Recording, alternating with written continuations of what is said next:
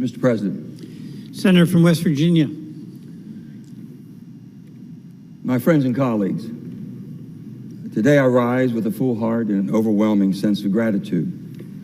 It's been the honor of my life to represent my great state of West Virginia in this great country of ours. 14 years ago, I walked in this building not knowing what to expect. I had just left the best public service job of my life as the governor of my great state of West Virginia. Everything I knew about the Senate I had heard and listened and learned from Robert C. Byrd. Though I was stepping into his seat, I knew I could never, ever fill his shoes. But I truly believed that I could continue to bring our common sense West Virginia values to Washington and do even more for our great state and our country. I really believe that in my heart. Throughout my life as a public servant, I have seen the power of good people coming together to solve tough problems. Sometimes we thought was impossible. We did it. Now, as my time here comes to an end, I want you to know that my belief in the potential of this institution and each and every one of you that represent it remains as strong as ever. And I've said this, I believe in you probably more than you believe in yourself at times.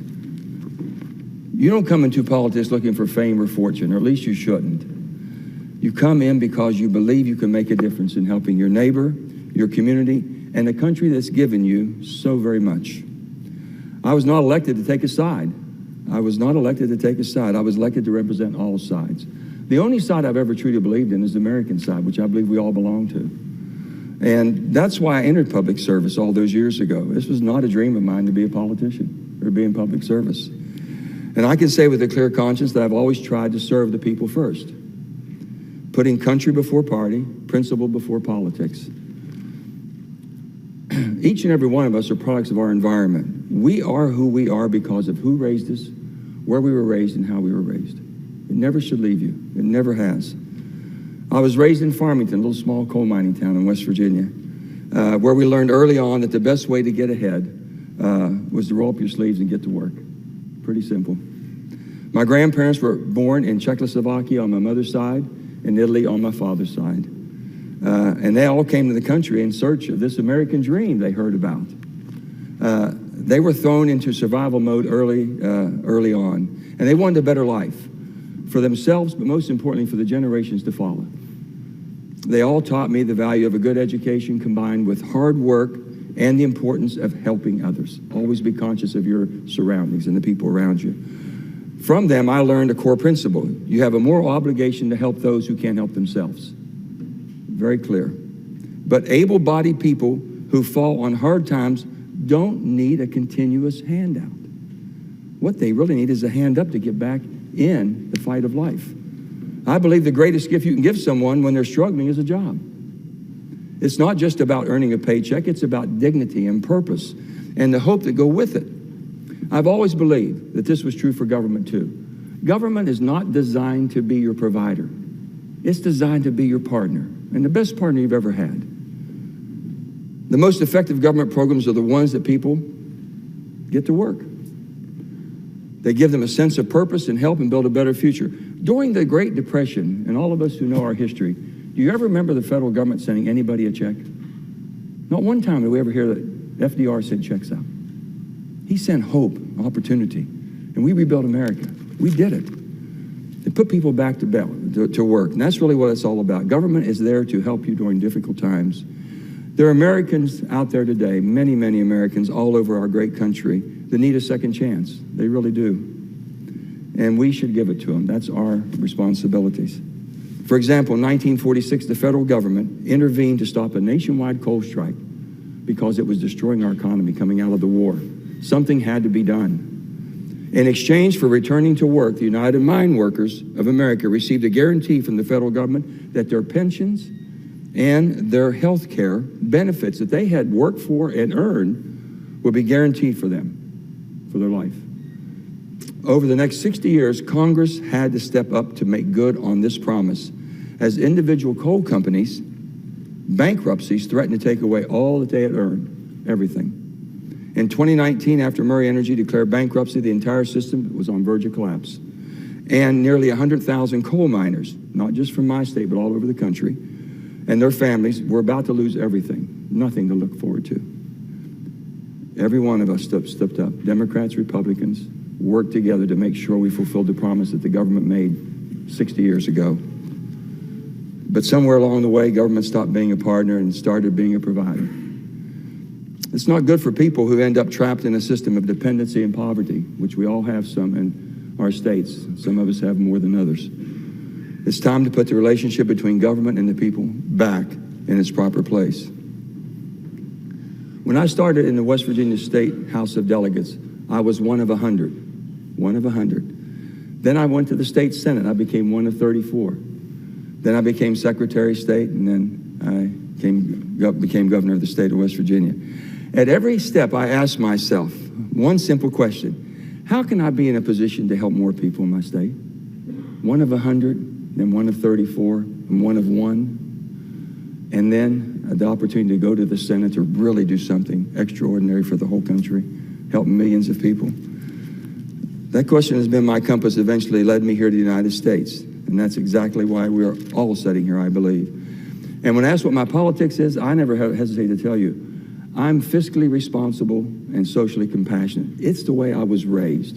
Again, you go back to your childhood. Where you're raised, how you're raised, and who raised you. That was it. Take care of yourself, help others if you can. As Secretary of State, I launched a program called SHARES, Saving History and Reaching Every Student. And no one had heard anything about this, but we had to do something because our voting turnout was low, and I was Secretary of State, and I had to get an insurgent there. So we come up with this program, and what we did, first of all, we went into the schools because they weren't teaching it. Democracy and education, everything that needed to be done in the schools wasn't being done. So what we had done then, we'd go in there and we taught every high school, every person in West Virginia that was 17 years of age would turn 18 on or before the general election could vote in a primary at 17 years of age. And then we had a contest. Jennings Randolph was the father of this contest. We put his name on it.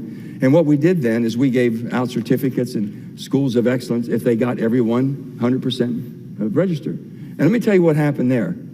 Once we got all the kids involved and got them wanting to go vote, now they knew they could at 17 years of age and they were going to be 18 before, or those who already turned 18, they started taking their parents back, their grandparents back, their aunts and uncles. And our voting percentages went tremendously just to get them enthused. I said, we can't get the old dogs back in the barn or in the house, but we can teach those old dogs some new tricks. It wasn't about who won or lost. We just wanted them to register. We never told them how to register or what party to be in. And I saw firsthand what we could accomplish.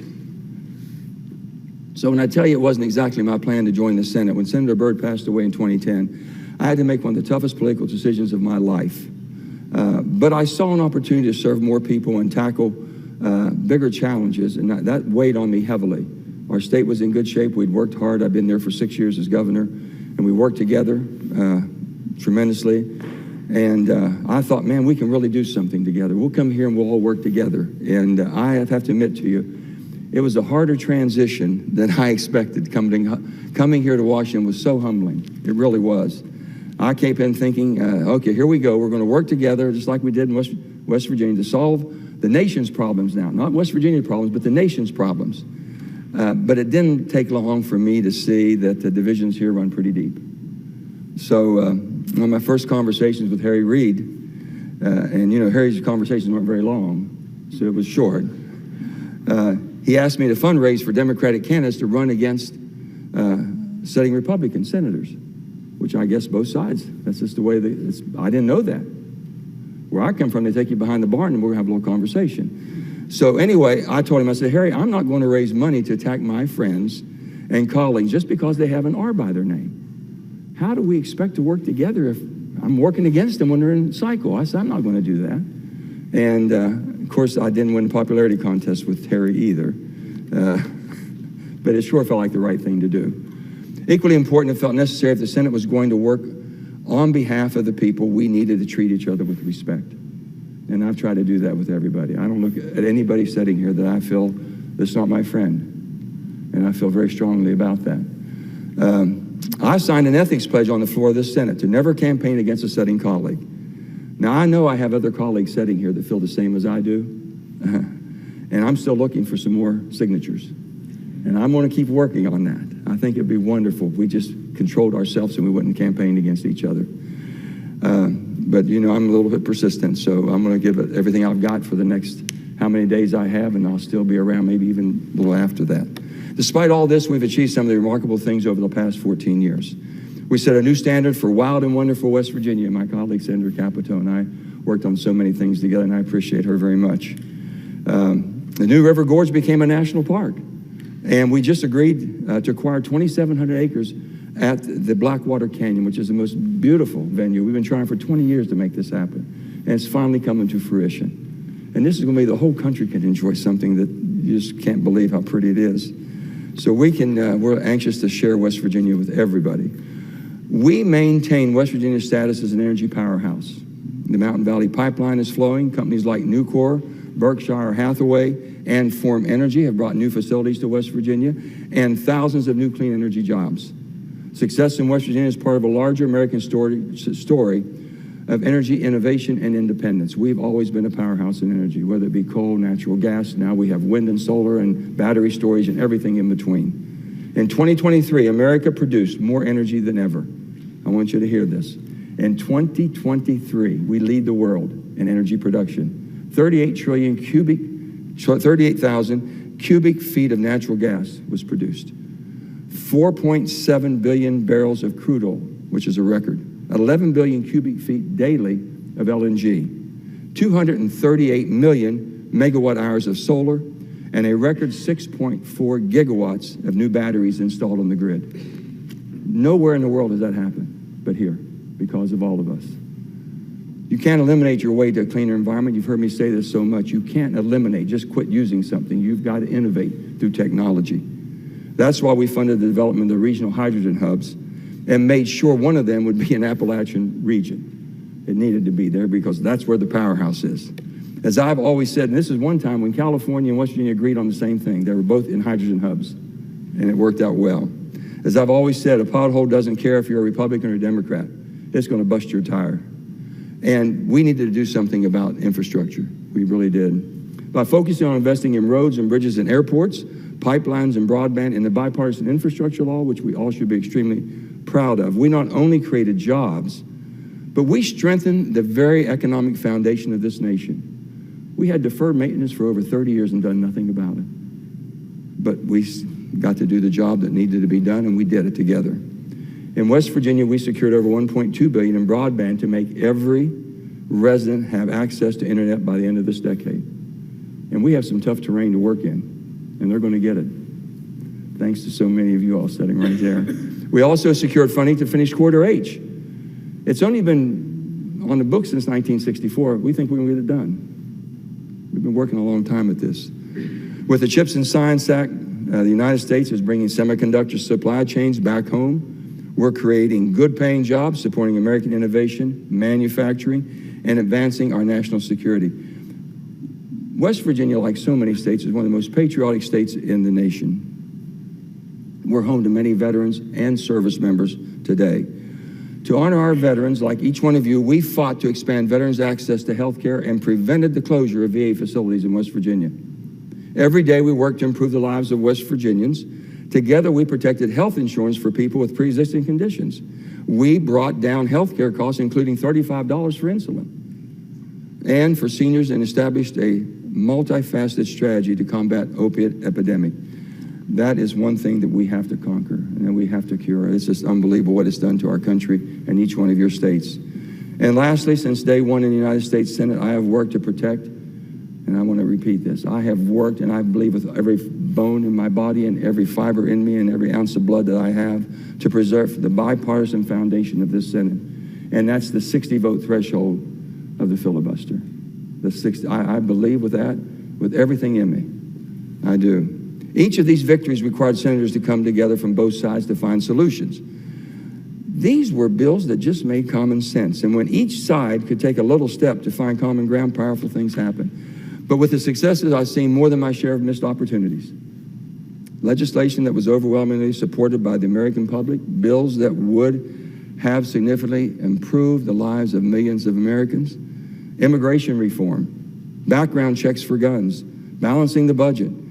Too many opportunities to fix what's broken in America that has slipped right through our fingers. Not because of any disagreements we might have had or substantive disagreements, These opportunities were missed because of the politics that got in the way of doing our job. It stopped us from doing it. I'm not saying that dealing with politics is easy. It's not, and it's messy at times. I've had my share of tough votes, and at times I felt like the whole Senate was united in being upset with me. So maybe we were able to bring you together. I don't know. I tried. Anytime I was confronted with a tough decision, I know you've heard me say this to me, I relied on where I came from, how I was raised, and who raised me. And I would just tell them, I can't explain this back home. It doesn't make sense. I can't vote for it. I'm just sorry. Please don't be upset. It's who I am. And you all have been tolerant at times. If it didn't make sense, as I said, I couldn't vote it. The stark reality is that we face some serious challenges today. In one of my first hearings in the Armed Services Committee, I asked former Admiral Mike Mullen, the chairman of the Joint Chiefs of Staff, I asked John, I says, what's the greatest threat facing our country? Now, I'd been a governor and I'd not been in armed services. I just got there, and I think I see my senators shaking their head. They were there with me. We asked that question. I was chomping at the bit. What's he going to tell me? He never hesitated, never missed a minute. He said, our national debt, which is more threatening than any other country's military might, will take us down first. The national debt will take us down, as it is most developed nations in the world. And that went through me like, I don't know, like just a wildfire. So let me just tell you, today our national debt is $36 trillion. And I know there's senators here that feel the same as I do. That breaks down to $104,000 for every man, woman, and child in America. This is not sustainable, not sustainable. This is something you all have to cure. And I know you will. It's terrifying to think by the end of this fiscal year, the U.S. will spend more on paying debt, interest on our debt, than we will to defend our country or help Americans everywhere. More on the debt than anything else. Our current immigration system is broken. Our southern border is a disaster. It's plain and simple. We must secure our border and support legal immigration. You can't do one without the other. You've got to be able to move forward. American leadership means standing with our allies and standing up against authoritarianism. We must continue to support both Israel and Ukraine as they fight to protect democratic values. We have 4 countries of major concern we talk about, and I think we're all in agreement. China, Russia, Iran, and North Korea. All of which are basically challenging the international rules-based order, and they simply do not share our values. No matter what we do or what we say, and no matter what we try to entice with them, it's not going to happen. They don't share our values. And lastly, inflation is driving our high cost of living, and it has to be addressed. We can't kick this can down the road any longer. But there's nothing we can't solve if we just start working together. You may not know this, but one of my favorite memories from this place didn't happen in the Senate chamber. It really happened on the boat. a lot of things happened on the boat. Anyway, I had invited, like I've done a lot, and senators down. We had senators coming down one day, and they were walking down, and Tom Harkin, very progressive senator from Iowa, good friend, he was there, and he said, Joe, it's the first time I've ever been on the Potomac River. Been here for 30 years, never been on it. And I said, good, Tom, come on, sit down, have a little beverage, and we'll get things going here. And about that time, he saw Ted Cruz walking down the ramp to get on the boat. He said, Joe, I don't think I can do this. I said, what? He said, I just don't think we can be on the same boat together. I said, come on, Tom, give it a shot. Ted got on the boat, Tom, and before you knew it, they started talking. I don't know what they were talking about. Probably wasn't politics. But by the end of that day, the next day, they started working on some amendments together and doing legislation. And that's just the power of sitting down and listening and getting to know each other. And we don't do that much here. It's hard for us to get together. We know that. We need more of that in Washington. I hope you all make an effort to visit with each other, spend a little bit of time. I'm not going anywhere, gang. The boat's still going to be there. So you all call me whenever you want to come down. We're going to get together, whatever you want. Many of our differences today are pale in comparison to the disagreements between the Founding Fathers in 1789. But they understood what was at stake, and they were willing to put their differences aside to build something extraordinary. We need to recapture that spirit today. To my colleagues, I'll leave you with this challenge. Every day ask yourself, what have I done for my country today? What have I done? Not for your party, not for your donors, but for your country. After all, that's why we're here. That's the purpose of us being here. We got to stop demonizing each other. We've got to argue over ideas. That's fine, but not personalities. You can argue over ideas, but not personalities. We are all elected, and we all should be respected for that. George Washington warned us about the dangers of the political parties dividing our country over 200 years ago, and we're living in the world he feared today. The easiest vote to take here is no. We all know that. You can retire pretty handsomely here if you just vote no on everything, because you know why? There's never going to be a perfect bill. You can always find something wrong. You don't have to explain no. You don't. Because half the country's mad at everything anyway. So you can get by with a no vote, but if you want to get something done, that's not the purpose of being here. Find another job. This is the vote where you got to take tough votes and let's get things done. The political process has taught us Americans want to be for something. They want to be for something. Something that captures the hearts and captures the minds of people, that give them something to live for. It's not enough to just run against something or someone.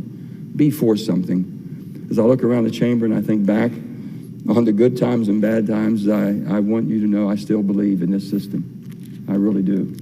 I believe in the purpose of what we have and basically the challenges we have before us. I believe in the institution of democracy and the need to cherish it.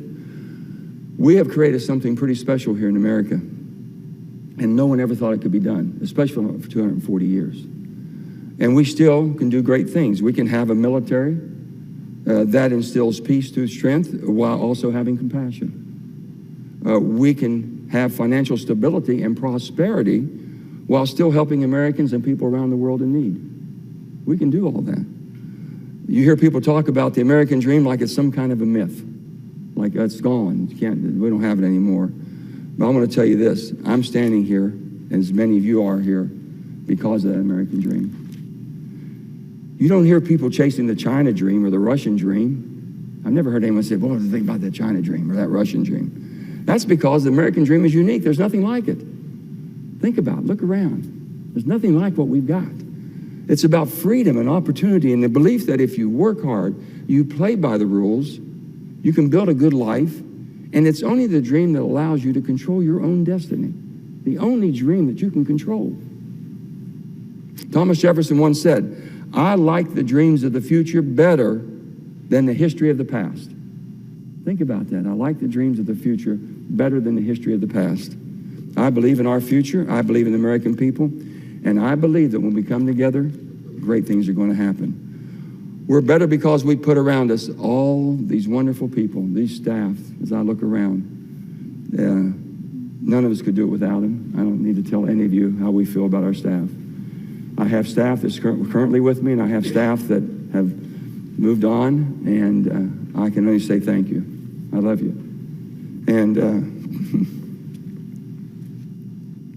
with that, they're the backbones. They do all the hard work, and they know that. And I try to say thank you as much as I can. I'm not good at it as much as I should be, but I think they know in my heart how I feel about each and every one of them. I hope so.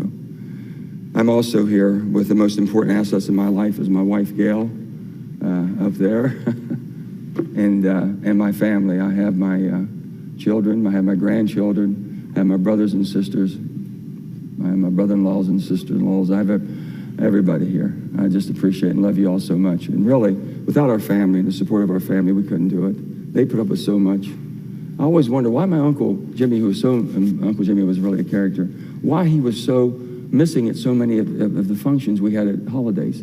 He was always out politicking somewhere. They had to have him here or there. And I says, my goodness, we're more important than that.